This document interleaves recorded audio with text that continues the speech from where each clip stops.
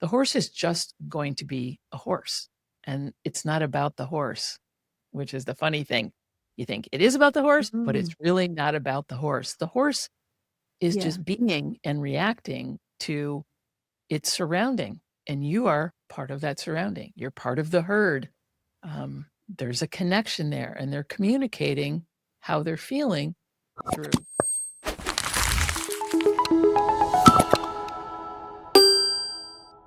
Well, welcome back to another episode of the Rocking Midlife podcast. And I have an incredible guest with me today, Sue Willoughby.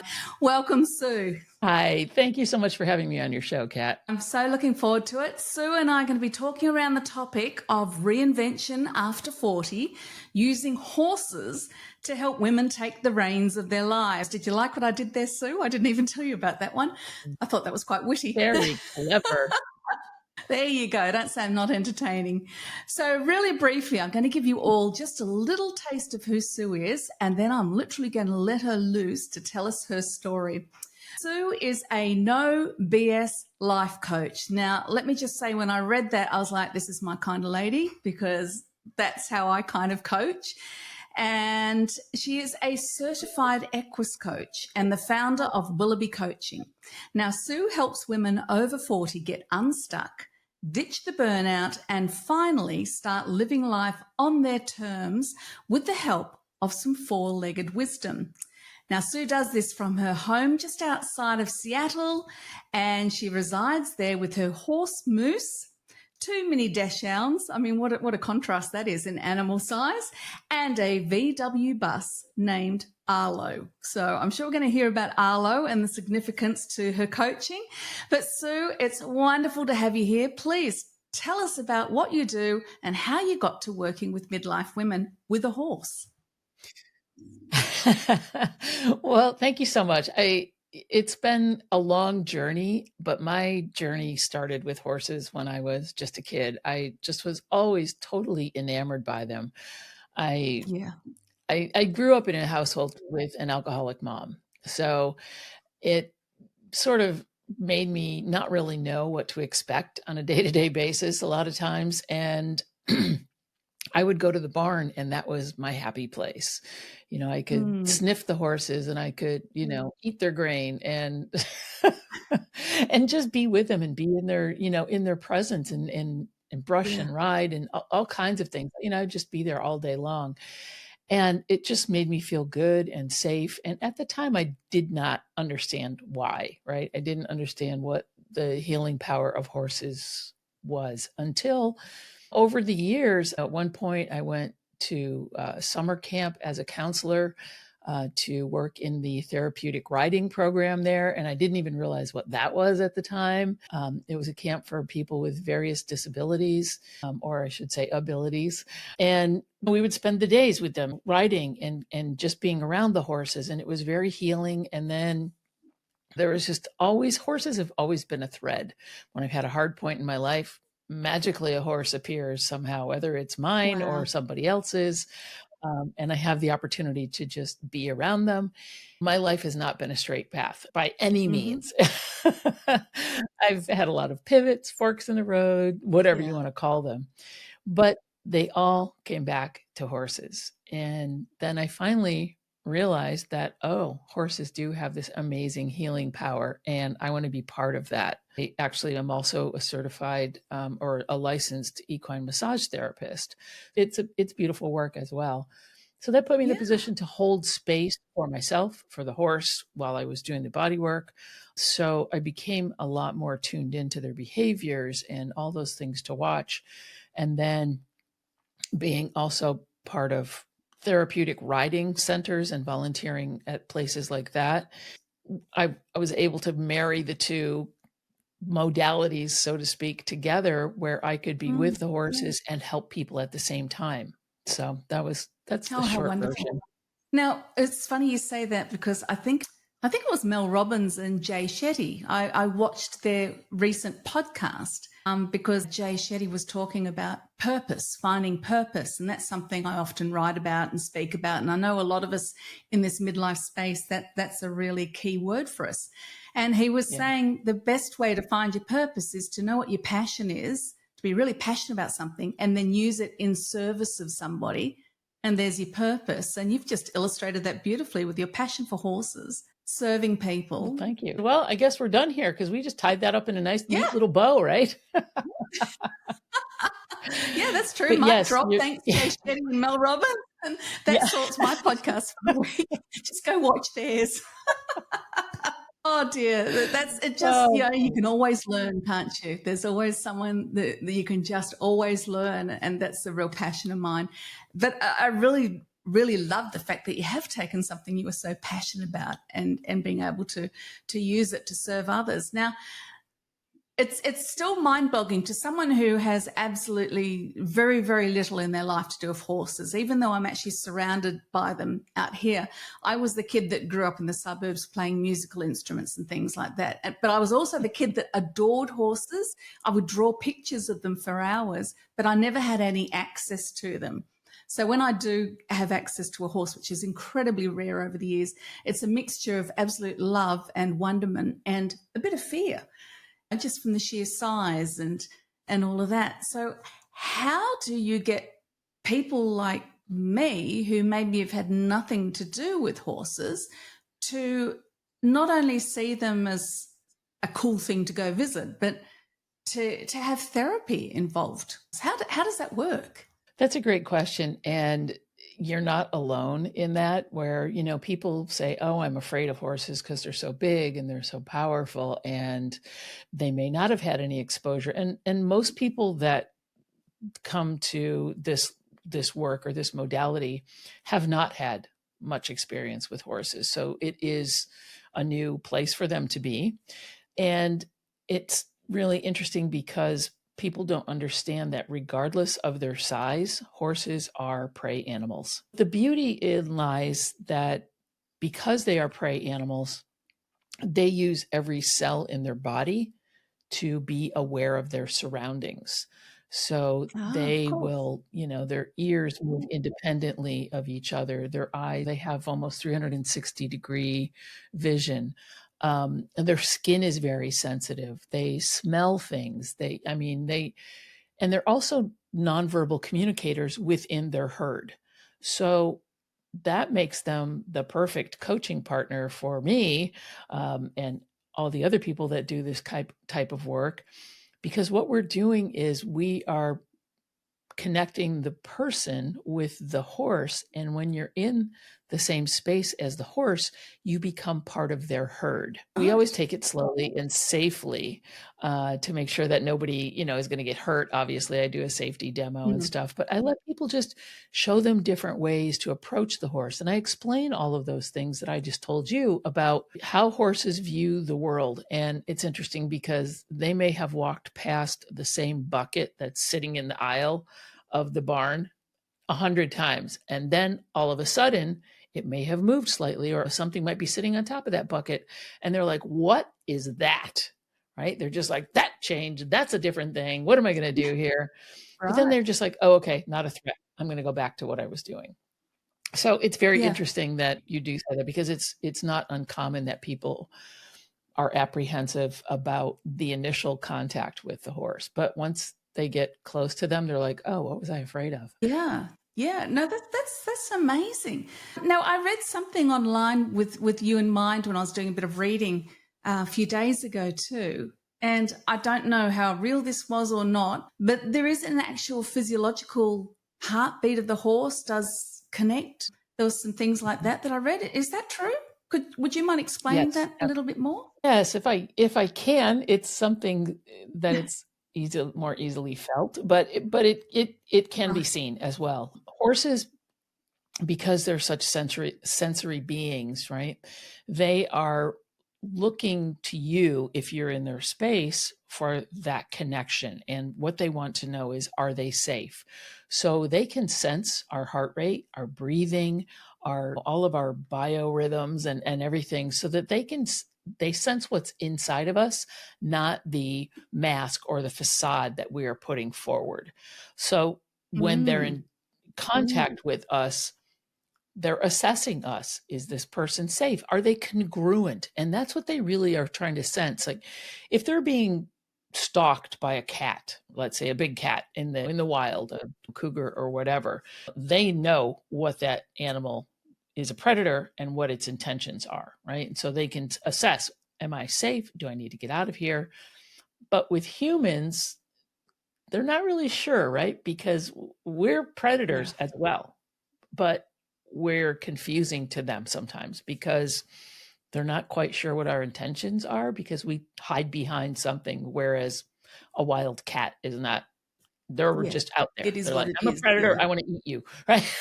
With Yeah. humans, they might be like, Yeah. I'm not so sure about you. So they Yeah. do go through that assessment of our biorhythms, and then the heart space connection.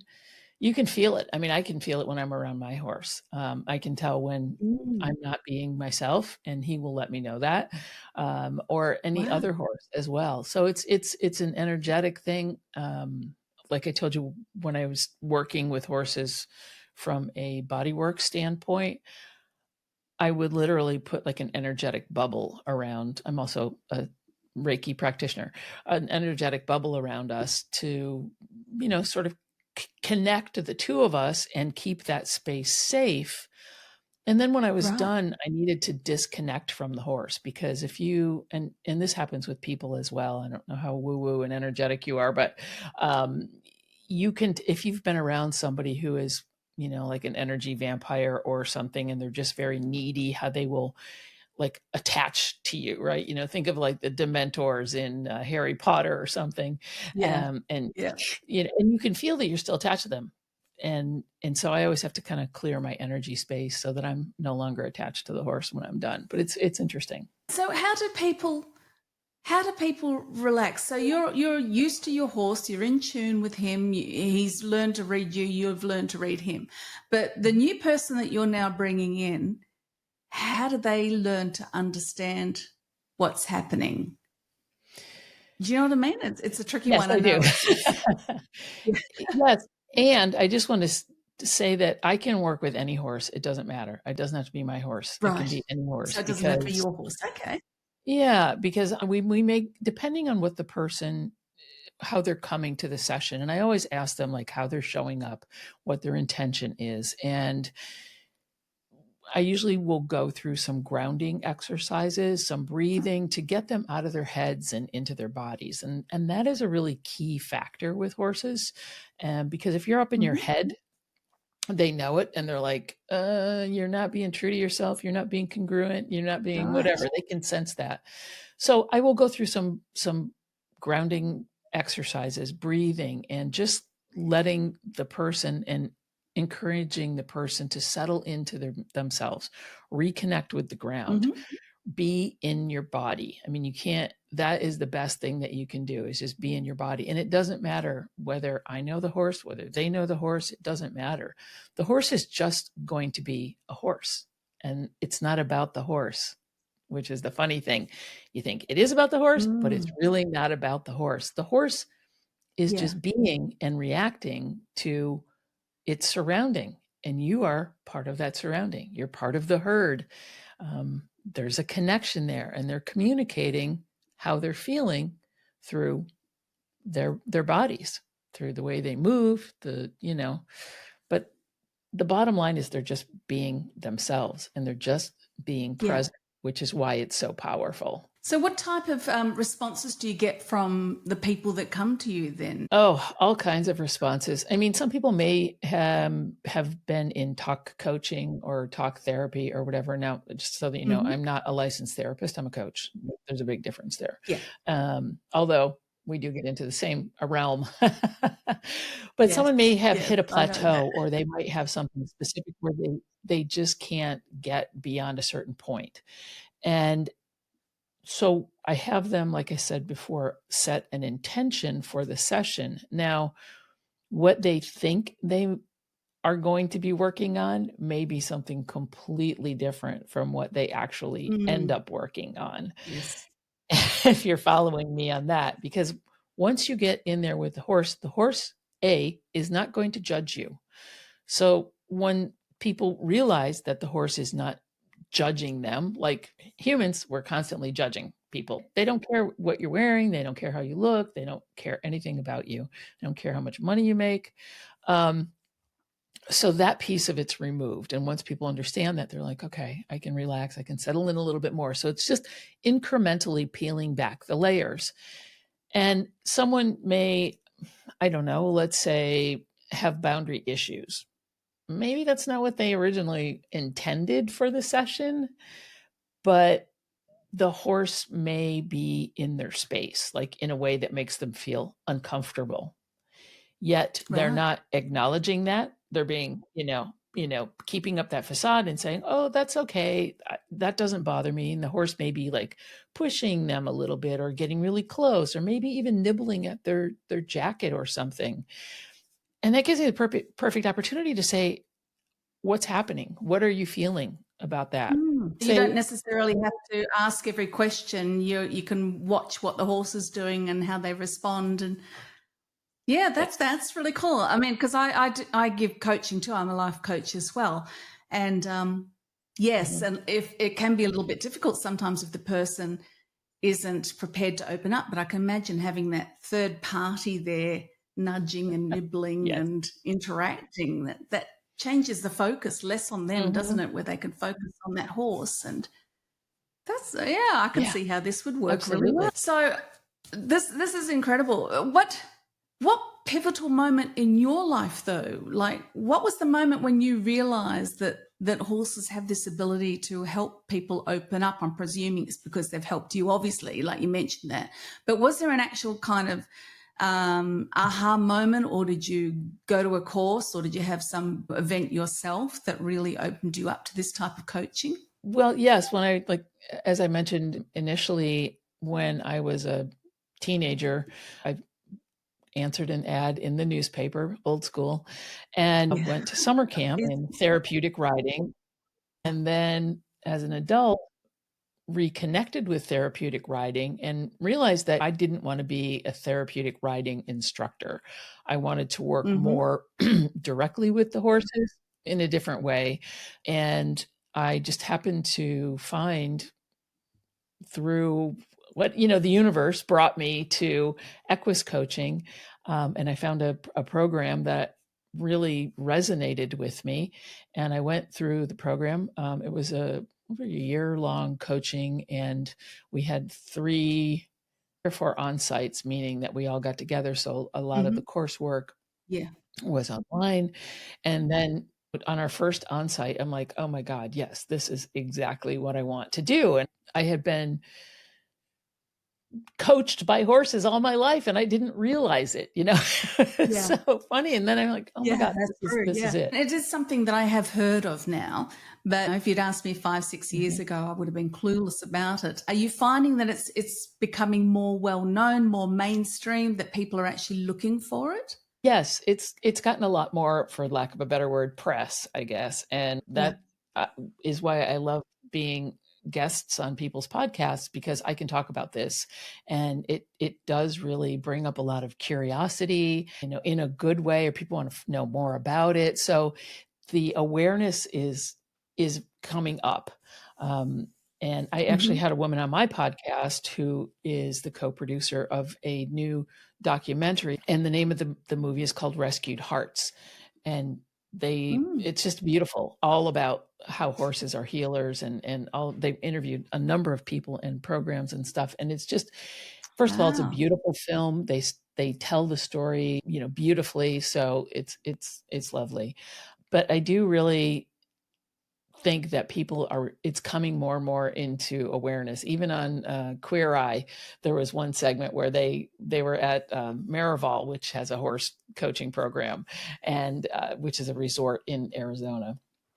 I'm sorry, I Hmm. forget you're in New Zealand. Yeah, yeah. Other side of the world. And so, yeah, I won't say it's exactly mainstream, but it's definitely getting more airplay, which is great because it's Yeah. such a beautiful thing.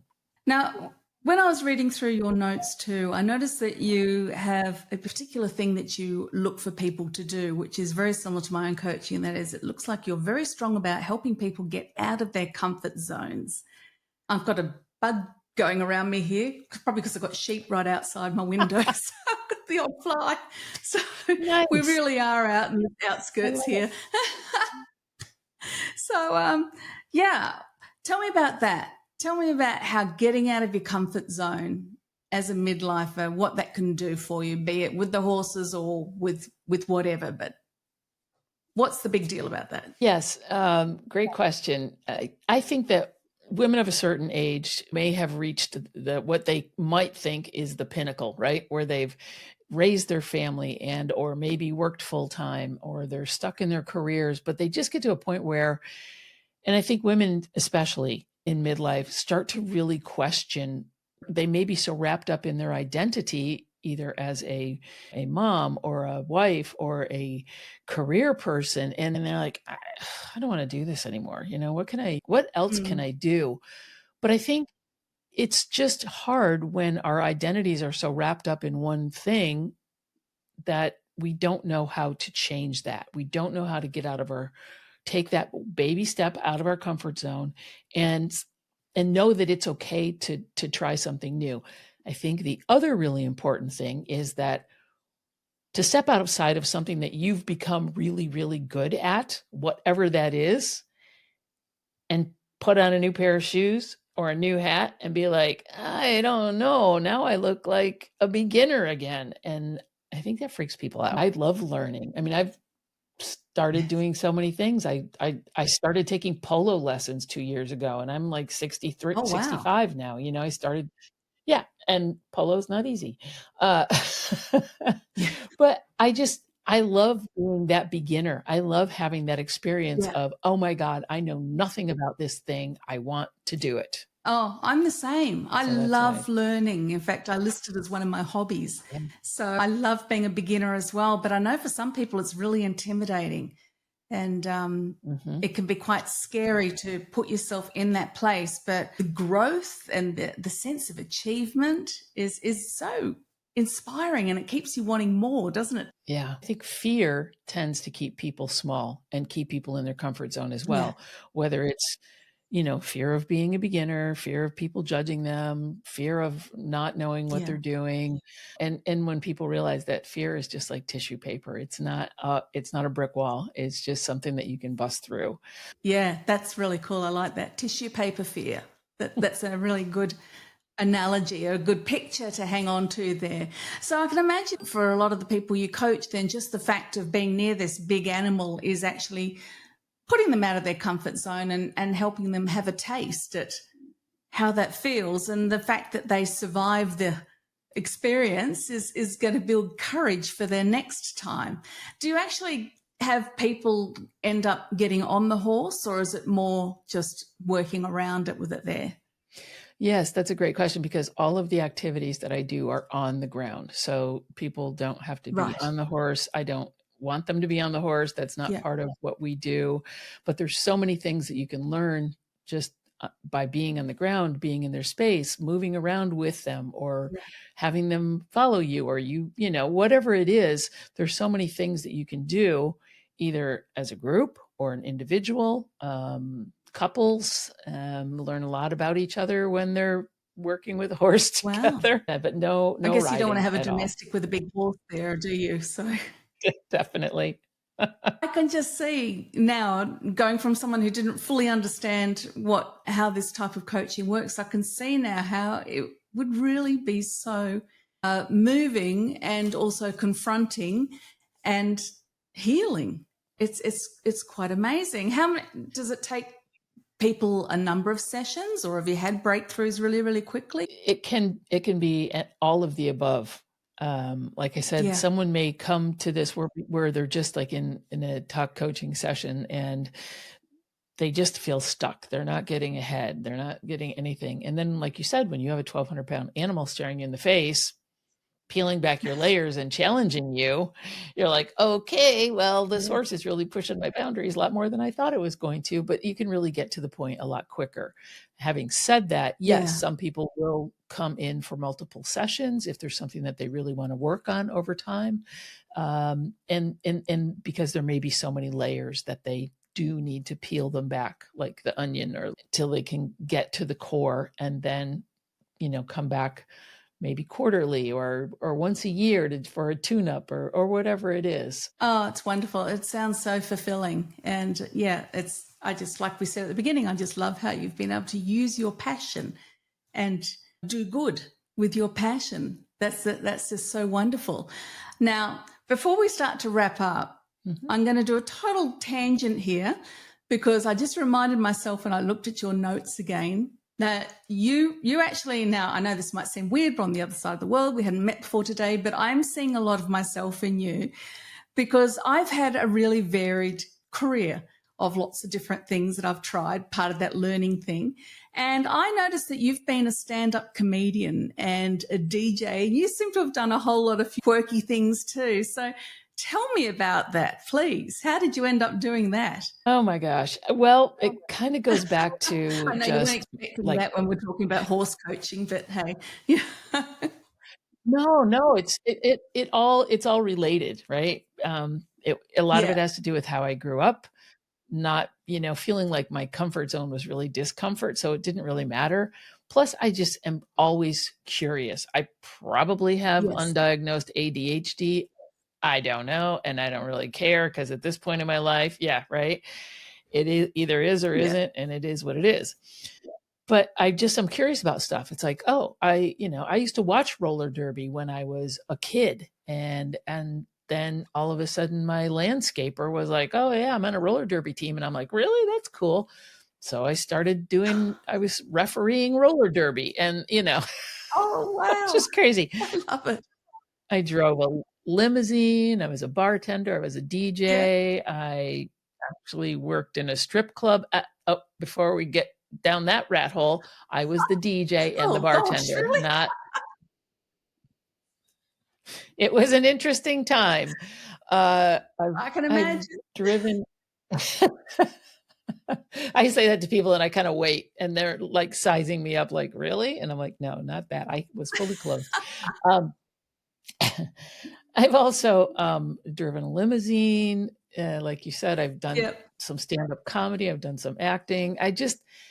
And I think all of these things were just things that I wanted to try. I have my pilot's Yeah. license. I'm, a private pilot. I've flown a plane. I've Of jumped out of course a you do. Like, plane. what else? Yeah, you're a doctor on the side too, right? And you're doing Brain brain surgeon. surgery as a hobby on the weekends. And Oh, yeah, no, I haven't gotten that far yet. But it's just sort of like, if you are paying attention, there's always going to be something that is going to attract you. Now, I may have, like I said, yeah, a little too much of the pretty shiny thing syndrome, but yes, it really has allowed me to not have a bucket list. mm-hmm.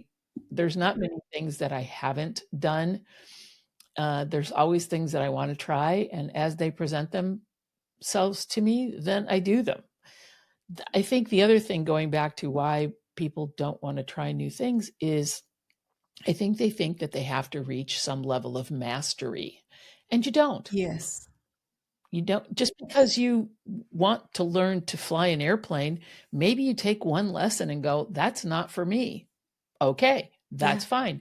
You don't have to then commit yourself to being a commercial pilot. that's right. It's funny. My daughter-in-law was saying something to me a couple of days ago. We get on great, and she was something like, but you're just not normal. You're always listening to something or learning something. And I said to her, but I've got to learn all the things. And she goes, yeah, but when are you going to stop? I said, I've only got so many years left. I've still got to learn all the things. I just love learning and trying new things. And it's very, very similar. But yeah, I haven't done the strip club and I haven't done the stand-up comedy. So maybe I need to work on those ones. There's still plenty of time. Yeah, with this body, I don't know about that. I'll do the bar work, I think, like you did. That's the way to get around that one. There you go.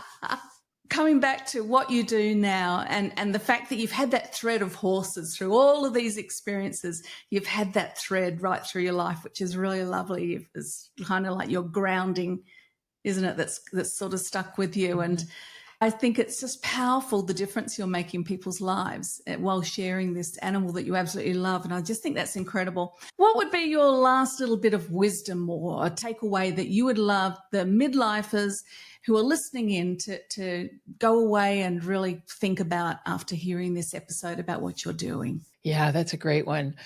I think to sit and listen to your curiosity. Where, when you're daydreaming, if you're sitting in your office or wherever you are and you're having a cup of tea or a cup of coffee or whatever, you're like, where does your mind go? What do you think about? Is there something that you're curious about? If there is, go in that direction. Take a step in that direction. Don't be afraid to figure out what might be one step closer to this thing that keeps pulling you or that keeps piquing your curiosity, because we are all curious about something. We are all dreaming about something. And there's no reason not to pursue those dreams. And I know that sounds like a lofty statement, but it can be just a really simple thing. Acknowledge the fact that you're curious and see where that takes you. Beautiful. Well, thank you so much, Sue. It's been so lovely to meet you, and know that our listeners will just be really blown away by some of the things that you've shared about how you can really change your life and reinvent it midlife through having coaching like what you provide, with not just you and a coach, but you and a coach and a horse, another coach, of a whole different dynamics. So it's been really powerful. So thank you so much. And for everybody tuning in, I will have all of Sue's information in all the show notes on YouTube, wherever you're listening or watching this episode. So please go check out what she does, jump in her world, get on her newsletter, and stay in touch. So thank you again, Sue. Thank you, everybody, for tuning in. And I look forward to seeing you on the next episode of the Rocking Midlife Podcast.